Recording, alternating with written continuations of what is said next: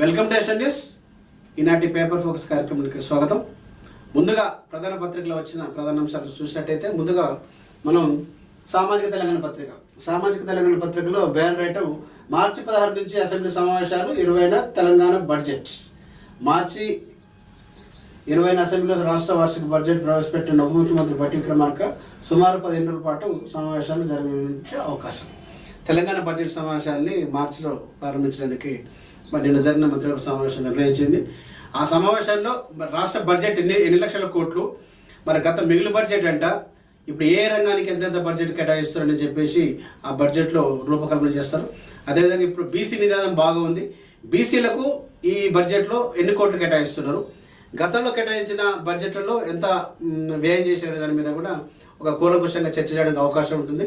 అదేవిధంగా ఇప్పుడు మనం చూసినట్టయితే ప్రధానంగా తెలంగాణలో ఉన్న ఇప్పుడు ఎందుకంటే ఈ కాలంలో ఎండాకాలం చేయబట్టి వర్షాలు తక్కువ ఉండటం వల్ల తాగునీటి సమస్య కూడా ఎక్కువ ఉంటుంది. ఆ సమస్యల మీద అదేవిధంగా నిన్న మనం జరిగిన ఈ మున్సిపల్ పోరు ఎన్నికలలో చాలా అవకతవకలు జరిగాయని చెప్పి ప్రతిపక్ష పార్టీలు ఆరోపిస్తున్నాయి. ఆ అంశాలు కూడా తెర మీదకి వచ్చేందుకు అవకాశం ఉన్నాయి.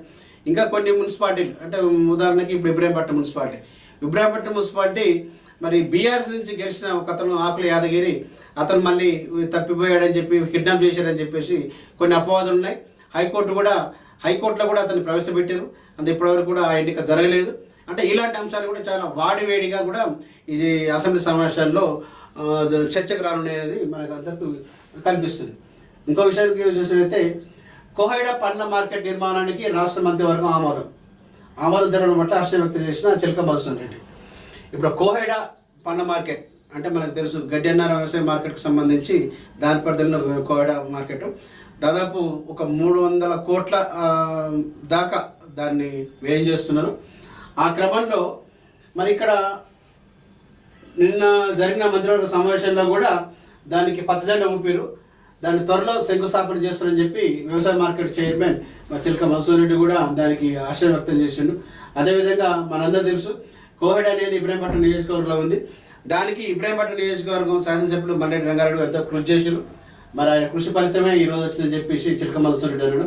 ఏదేమైనప్పటికీ మరి మనకు ఈ వ్యవసాయ మార్కెట్ కమిటీలో ప్రధానంగా కోహైడా పండ్ల మార్కెట్ అనేది ఇది చాలా అంటే ఒక దక్షిణాసియాలోనే ఆసియాలో అతిపెద్ద మార్కెట్ లాగా దాన్ని రూపాంతరం చేయడానికి ప్రణాళికలు చేస్తారు.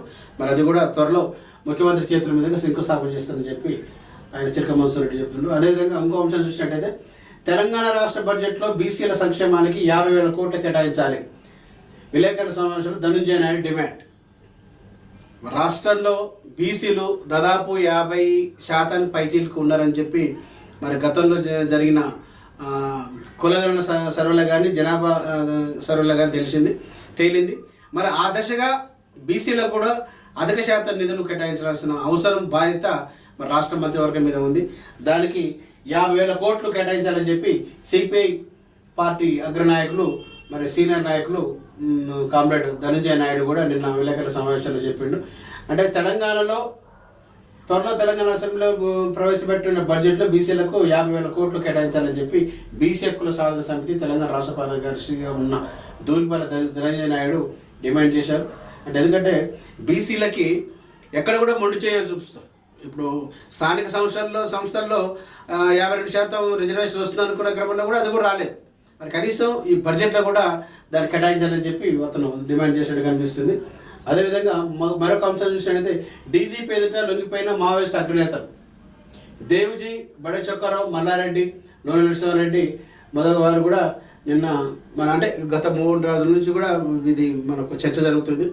శివధరెడ్డి డీజీపీ దగ్గర ఆల్రెడీ వీళ్ళు లొంగిపోయారని చెప్పేసి ఒక 2-3 రోజుల నుంచి జరుగుతున్నా కానీ నిన్న అఫీషియల్గా డీజీపీ ప్రెస్ మీట్ పెట్టి వాళ్ళు అంటే వీళ్ళు దాదాపు కొన్ని శతాబ్దాల పాటు దాంట్లో ఉన్నారన్నమాట. అంటే దశాబ్దాలు సరే ఏదైనప్పటికీ తెలంగాణ డీజీపీ ముందర వాళ్ళు లొంగిపోవటం వలన ఇప్పుడు మావోయిస్టులకు చాలా దెబ్బ. ఎందుకంటే మావోయిస్టులు ఉన్నది అంత మాత్రం, దాంట్లో కూడా వీళ్ళు అంటే అగ్రశ్రేణి నాయకులు లొంగిపోవటం పట్ల మరి మావోయిస్టు దాదాపు తెలంగాణ రాష్ట్రంలో తుడుచుకుపెట్టుకుపోయిందని చెప్పవచ్చు. వాళ్ళు మాత్రం మా వయోభారం మీద పడటం వలన దాదాపు అందరూ కూడా 60 సంవత్సరాల పై చేరుకున్న వాళ్ళే. మరి ఇంకంతకాలం అడవులలో ఉండి పోరాడతారు. ప్రజల్లోకి వచ్చి ప్రజా సమస్యల మీద పోరాడుతూ ప్రజలకి హక్కులకై పోరాడుతూ ప్రజా జీవితంలోనే జనజీవన స్రవంతులకు రావాలని చెప్పి వాళ్ళు కూడా లొంగిపోయినట్టు కనిపిస్తుంది. ఇది సామాజిక తెలంగాణ పత్రికలో వచ్చిన ప్రధాన అంశాలు. మరో పత్రికలు చూసినట్టయితే మరో పత్రిక దిశ పేపర్ చూసినట్టయితే ఇక్కడ ప్రధానంగా అజ్ఞాత వీడిన అగ్రనేతల్లో రాజకీయాలకు వస్తా అనే దాని మీద ఒక చర్చ వచ్చినట్టు ఆయన విలేకరులతో వెల్లడించినట్టు వస్తుంది. అంటే వీళ్ళు రాజకీయాలకు రావాలి, రాజకీయాలకు వస్తేనే ప్రజల్లో చైతన్యం నింపించి మంచి నాయకత్వాన్ని, మంచి నాయకుల్ని, మంచి ప్రజాపద్ధతిని ఎన్నుకోవడానికి మరి మావోయిస్టులుగా పనిచేసిన వాళ్ళు రావటం వల్లనే అది సాధ్యపడుతుంది. మరి వాళ్ళు కూడా రాజకీయాలకు వస్తారని చెప్పేసి మరి దేంట్లో దేవ్జీ అన్నట్టు మనకు కనిపిస్తుంది. సరే, పూర్తి విశ్లేషణ చూద్దాం. అదేవిధంగా తెలంగాణ మంత్రులపై హైకమాండ్ సీరియస్, మీ తప్పిదాల వల్ల ఓటమి అసహనం, బీజేపీ స్ట్రాంగ్ కౌంటర్ ఎందుకు ఇవ్వడం లేదని ప్రశ్న, పవర్లో ఉండి స్పెషల్ ఫోకస్ పెట్టకపోవడంపై ఏఐసిసి క్లాస్, బీఆర్ఎస్ఎస్ బీజేపీ దోస్తుని ప్రజల్లోకి తీసుకెళ్లాలని హితం. అంటే నిన్న జరిగిన ఢిల్లీలో జరిగిన సమావేశాల్లో హైకమాండ్ అంటే ప్రధానంగా కరీంనగర్ కార్పొరేషన్లో ఎవరు కూడా పూర్తి మెజార్టీ రాలేదు. కాకపోతే పెద్ద పార్టీగా బీజేపీ అవతరించింది కానీ అనుకున్నంత మెజార్టీ రాలేదు. సరే, కొంతమంది స్వతంత్రంగా గెలిచిన స్వతంత్ర కార్పొరేటర్లతో వాళ్ళు కైవసం చేసుకున్నారు. దాని మీద ఎందుకు మీరు దృష్టి పెట్టలేదు? రాష్ట్రంలో అధికారంలో ఉన్న మీరు మరి ఉన్న అంటే మేజరు కార్పొరేషన్ని మీరు ఎందుకు దాన్ని వదిలిపెట్టినారు, ఎందుకు దాన్ని చేర్చుకోలేకపోయారని చెప్పేసి హైకమాండ్ వాళ్ళని క్లాస్ వీక్నెట్ చేస్తుంది. మంత్రుల మీద ప్రధానంగా, ఎందుకంటే నిజానికి కూడా మంత్రులు ఒకరిద్దరు మాత్రమే బీజేపీ కానీ బీఆర్ఎస్ కానీ వారి ఆరోపణలు ఖండన చేస్తున్నారు, కౌంటర్ ఇస్తున్నారు. కానీ మిగతా మంత్రులు అసలు ఉన్నారా లేనట్టుగానే ఉన్నారు. ఇది కరెక్ట్ కాదు. ఒక్కొక్క మంత్రి ఉన్నారంటే మీకు పూర్తి స్వేచ్ఛ ఉంది, ప్రభుత్వంలో పూర్తి స్వేచ్ఛ ఉంది, పార్టీ అధినాయకత్వం కూడా మీకు పూర్తి స్వేచ్ఛ ఇస్తుంది. అయినా కానీ మీరు కౌంటర్ ఇవ్వలేకపోతారు. దాంట్లో బీజేపీ పార్టీ సరికి అందరూ ఉన్నారు.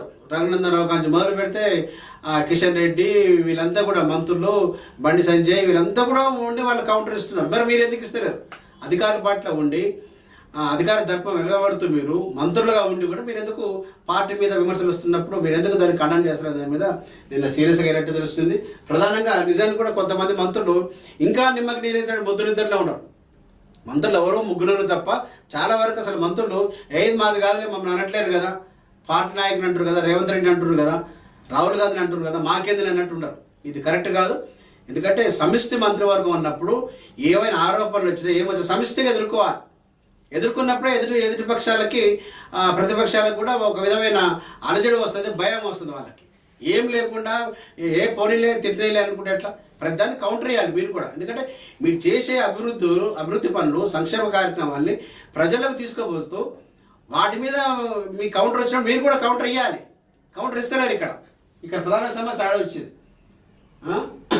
ఇంకో విషయం వచ్చేసరికి ఇందిరా మిల్లు, ఉగాదిలోపే బందీయాలో ఇందిరా మిల్లు. నిజానికి ఇందిరా మిల్ల గురించి తెలంగాణ ప్రజలందరూ కూడా ఎదురు చూస్తాం. గత 10 సంవత్సరాల బీఆర్ఎస్ పాలనలో డబుల్ బెడ్రూమ్ ఎక్కడ డబుల్ బెడ్రూమ్ కట్టలేదు. కొన్ని కట్టినా కానీ ఇప్పుడు కూడా కూలిపోతుంది, ఎవరు కూడా పంచలేదు. కానీ ఇందిరా మిల్లు గత 50 సంవత్సరాల నుంచి 70 సంవత్సరాల నుంచి కూడా ఇందిరా మిల్లు దేశంలో నాట్ ఓన్లీ ఒక తెలంగాణ ఆంధ్రప్రదేశ్ కాదు, భారతదేశం వ్యాప్తంగా ఇందిరమ్మ పేరు మీద ఇల్లు కట్టుకొని ప్రతి పేదవాడికి కూడా రెండు అంటే సిమెంటుతో కట్టిన స్లాబ్లతో కట్టిన ఇల్లు, మంచి చక్కగా ఇల్లు ఉండేది, నిర్మిస్తున్నారు. ఇప్పుడు కూడా మనం అదే హామీ మీద మనం బయటకు వచ్చినాం, అదే హామీ ప్రజలకు తీసుకుపోయినాం. ప్రతి పేదోడికి ప్రతి ఒక్కరికి కూడా ఇందిరా మిల్లు ఇస్తా అంటున్నాం. మనం ఇందిరా మిల్లు ఎందుకు ఇవ్వట్లేదు మీద దాన్ని కూడా సీరియస్ తీసుకున్న పార్టీ ఉగాదిలోపే అంటే ప్రధానంగా బందీయాలో ఇందిరా మిల్లు ప్రతి ఒక్కరికి ఇవ్వాలి, జిహెచ్ఎంసీ పార్టీ అని చెప్పేసి మనకి కాంగ్రెస్ పార్టీ ఇక్కడ ప్రభుత్వం కూడా నిర్ణయం తీసుకుంది. ఇందిరా మిల్లు వస్తే, ఎందుకంటే మనిషికి ఇప్పుడు ప్రధానంగా మనలాంటి డిమాండ్ కూడా ఏంటంటే ప్రతి ఒక్క వ్యక్తికి కూడా ప్రతి కుటుంబానికి కూడా ఉచిత విద్య, ఉచిత వసతి, ఉచిత ఆరోగ్యం. అంటే ఈ 3 ఇస్తారు. ఉండడానికి ఇల్లు, చదువుకోవడానికి విద్య, ఏమైనా రోగాల బారిన పడకుండా వైద్యం. ఈ 3 ఇస్తే చాలు. వాడు మనకి సుఖంగా ఉంటే కష్టపడతాడు, వాడి కుటుంబాన్ని పోషించుకోగలుగుతాడు, వాడు ఇంకా సమాజంలో ఉన్నత స్థితికి చేరుకోగలుగుతాడు. కానీ ఎంత సంపాదించినా కానీ ఒక మంచి ఇల్లు కట్టుకోలేక వాడు ఇబ్బంది పడి ఇంకా పూరు గుడిసెలో ఉంటున్నాడు పేదవాడు. వైద్యం అందాక ఏదైనా జబ్బు వేస్తే మొత్తం లక్షలు కార్పొరేట్ హాస్పిటల్లే వాడిని మొత్తం దాంట్లోకి దారిపోయాల్సి వస్తుంది. పిల్లల్ని ఏమైనా చదివించాలంటే లక్షలు డొనేషన్లు కట్టి ఫీజులు కట్టి మొత్తం కూడా ఆర్థికంగా ఇబ్బంది పడతారు. అంటే ఈ మూడు గిట్ల ప్రభుత్వం గిట్ల సమకూరిస్తే ప్రతి ఒక్క పేదవాడు కూడా ఈరోజు సమాజంలో భారతదేశంలో మంచిగా ఒక నీతిగా నిజాయితీగా అంటే మంచిగా దాన్ని బతకడానికి అవకాశం ఉంది, అంటే స్వతంత్రంగా ఉండడానికి అవకాశం ఉంటుంది. మరి ఆ దాంట్లో భాగంగానే ఇందిరా మిల్లు ప్రతి ఒక్క పేదాడు కూడా కట్టాలని చెప్పేసి కాంగ్రెస్ పార్టీ నిర్ణయం తీసుకుంది.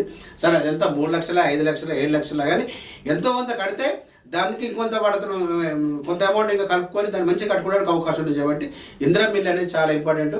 ఇప్పటికైనా వాళ్ళు మన ఉగాదిలోపే కట్టాలనుకుంటున్నారు కాబట్టి ఇది చాలా మంచి నిర్ణయం అని చెప్పి అందరూ కూడా భావిస్తున్నారు. ఇది ఈ దిశ పేపర్లో వచ్చిన ప్రధాన అంశం ఇది. సరే ఇంకా ఆంధ్రప్రదేశ్ వార్తలు ఉన్నాయి కానీ సరే మొత్తానికి ఏదేమైనప్పటికీ ఇక్కడ తెలంగాణలో సరే మరో పత్రిక ఆంధ్రజ్యోతి పేపర్ చూసినట్టయితే సరే అన్ని పేపర్లో వచ్చినట్టే ఇందులో కూడా వచ్చింది. ఇందులో ఒకటి ఏంటంటే ఇంటర్ 10వ తరగతి పరీక్షలు 5 నిమిషాలు లేట్ అయినా ఓకే, పరీక్ష కేంద్రాలకు విద్యార్థుల అనుమతి. సిఎస్ అంటే విద్యార్థులకు ఇప్పుడు ఒక అగ్ని పరీక్ష లాగా ఇంటర్ 10th క్లాసు పరీక్షలు జరుగుతున్నాయి. మరి దానికి అంటే కొంచెం ఒక 5 నిమిషాలు ఆలస్యం అయినా కానీ పరీక్ష కేంద్రాలకు అనుమతించని చెప్పి మరి సిఎస్ కూడా ప్రకటించారు. ఏదైనప్పటికీ ఇప్పుడు ఎండలు కూడా ముదురుతున్నాయి. ఈ 2 రోజుల నుంచి కూడా ఎండలు కొంచెం ముదురుతున్నాయి కాబట్టి విద్యార్థులు కూడా కష్టపడి చదవండి. అదే పడకుండా మంచిగా అంటే మీకున్నది ఏదైతే ఉన్నదో మీకు గుర్తున్నదో ఫస్ట్ రాయండి. మీకు గుర్తున్నది మొదట రాయండి, తర్వాత మీరు మళ్ళీ గుర్తు చేసుకొని రాయడానికి ఇంకో నెక్స్ట్ టైం ప్లాన్ చేయండి. అంటే ఫస్ట్ గుర్తొచ్చింది రాయాలి, గుర్తుకు రాంది కొంచెం టైం తీసుకోవాలి దానికి. అంతేగాని ఒక క్వశ్చన్ చూసుకొని ఇది రాలేదు అనుకో టైం వేస్ట్ చేసుకోవద్దు. ఫస్టా సెకండ్ అనేది కాదు, మీకు ఏది గుర్తుకొస్తే అది రాసేటట్టు చేయండి. విద్యార్థులు అనేది అంటే ఈ కాలంలో తల్లిదండ్రులు కూడా వాళ్ళని కొంచెం శ్రద్ధగా చదివించండి. మీరు బట్టి పట్టవద్దు, ప్రశాంతంగా ఏ టెన్షన్ లేకుండా ఎక్కడ స్ట్రెస్గా ఫీల్ కాకుండా ప్రశాంతంగా చదివినప్పుడు మాత్రం తప్పకుండా మీరు దాంట్లో ఉత్తీర్ణులు అవుతారు, మంచి మార్కులు వచ్చేందుకు అవకాశం ఉంటుంది. కాబట్టి ఎప్పుడైనా సరే మనిషి అనేవాళ్ళు ఒత్తిడికి లోను కావద్దు. అది పరీక్ష కానీ డ్రైవింగ్ కానీ ఇంకోటి కానీ ఒత్తిడికి ఎప్పుడైతే లోన్ అవుతావో తప్పకుండా నీకు అక్కడ దెబ్బ తగులుతుంది. ఒత్తిడికి లోను కాకుండా ప్రశాంతంగా ఆలోచించి ప్రశాంతంగా నీ పని నువ్వు సక్రమంగా నిర్వహించుకున్నప్పుడు తప్పకుండా నీ విజయం సాధిస్తుంది. విద్యార్థులకు నేను ఒకటే విజ్ఞప్తి చేస్తున్నాను ఈ పరీక్షలలో, ఎందుకంటే మీకు ఇది చాలా ఒక అత్యున్నతంగా స్థాయికి పోయడానికి ఇది ఒక బునాది అనుకోవాలి. ఇది ఎల్కేజీ యూకేజీ ఎట్లయితే మనం ఏబిసిడీలు నేర్చుకుంటామో ఈ 10th క్లాస్ ఇంటర్ అనేది మీ లైఫ్కి ఒక టర్నింగ్ పాయింట్. ఇక్కడ మీరు సక్సెస్ అయితే మీ ఎదుగుదలను ఎవరు ఆపలేరు. అందుకని దీని మీద మనిషి జీవితం కూడా ఇక్కడనే ముడిపడి ఉంటుంది. ఇప్పుడే మీరు అంటే బాల్య దశ నుంచి కొంచెం యవ్వన దశకు పోయడానికి ఇదే ఆరంభం చేయబట్టి ఇక్కడ మీరు మంచిగా చదువుకొని చేస్తే మాత్రం మంచిగా అంటే బట్టి పట్టకుండా టైం చూసుకొని ఎక్కువ తెల్లవారు పొద్దుకు చదవని అవసరం లేదు. చదివిన 2 గంటలైన మనసు పెట్టి కరెక్ట్గా ఆ చదువు మీద మీరు ఏకాగ్రత పెట్టి చదివినట్టయితే మీరు డెఫినెట్గా మీరు ఉత్తీర్ణులు అవుతారు. ఆ దశకు మీరు ప్రయత్నం చేయాలని చెప్పి మీ అందరూ కూడా ఆల్ ద బెస్ట్ చెప్తూ ఎస్ఎన్ న్యూస్ ఛానల్ నుంచి మీ అందరూ కూడా మరొకసారి ఆల్ ద బెస్ట్ చెప్తున్నాను. ఇది ఈనాటి పేపర్ ఫోకస్ కార్యక్రమాలు. రేపటి ఫోకస్ కార్యక్రమాలు మళ్ళీ కలుద్దాం. అప్పటిదాకా చూస్తున్నారండి ఎస్ఎన్ టీవీ, మన కోసం మన ఛానల్.